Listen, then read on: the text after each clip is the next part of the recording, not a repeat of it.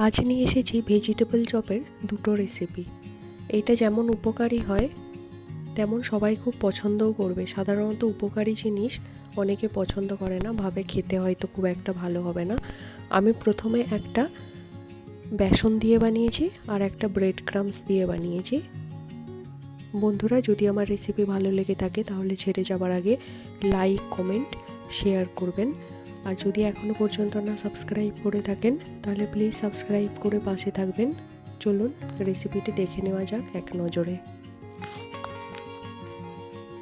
মিক্সিতে বিট, গাজর, মটরশুঁটি, কাঁচা লঙ্কা, অল্প আদা, মৌরি গুঁড়ো, হিং, স্বাদ অনুযায়ী লবণ আর অল্প চিনি দিয়ে বেটে নিতে হবে।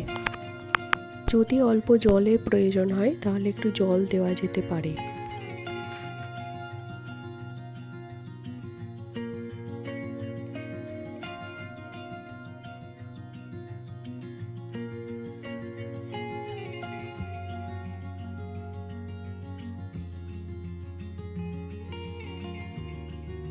একটি পাত্রের মধ্যে মিশ্রণটি ঢেলে এটাকে শুকনো শুকনো করে নেব। এই সময় এর মধ্যে আরও দুটো উপকরণ মিশিয়ে নেব। দেখুন রঙটা খুব সুন্দর হয়েছে।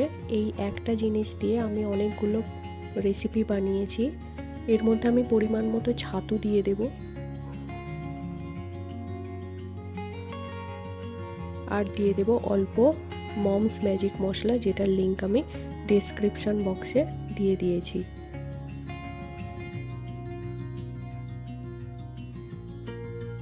এই মিশ্রণটাকে আমি পুর হিসেবে ব্যবহার করেছি। এটা দিয়ে কচুরি, পরোটা, লুচি বানানো যাবে, যার রেসিপি আমি পরে পরে শেয়ার করে দেব। এবার দেখুন যেমন বেসন নেওয়া হয়, যদি এটাকে বেসনে ডুবিয়ে ভাজা হয় তার জন্য বেসন, চালের গুঁড়ো, হলুদ গুঁড়ো, লঙ্কা গুঁড়ো, লবণ গুলে নিয়ে মিশ্রণটি একটু নিয়ে ব্যাটারে ডুবিয়ে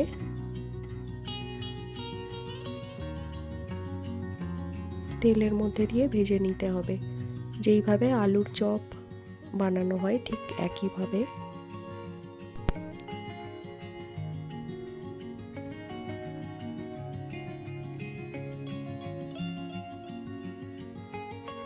এরপর এখানে আর একটু মিশ্রণ নিয়ে এটাকে কাটলেটের শেপ দিয়েছি।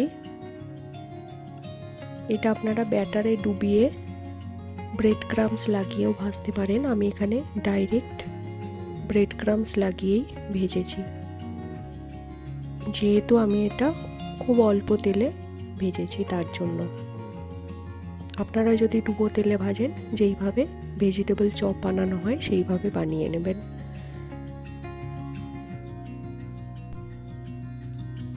এগুলো একটা একটা করে বানিয়ে নিয়েছি। এরপর একটা ফ্রাই প্যান গরম করে তার মধ্যে অল্প তেল ব্রাশ করে এগুলো একটা একটা দিয়ে অল্প আঁচেতে সেঁকে নিয়েছি। এক এক করে ভাজা হয়ে গেলে এগুলো গরম গরম পরিবেশন করতে হবে। দেখার জন্য ধন্যবাদ।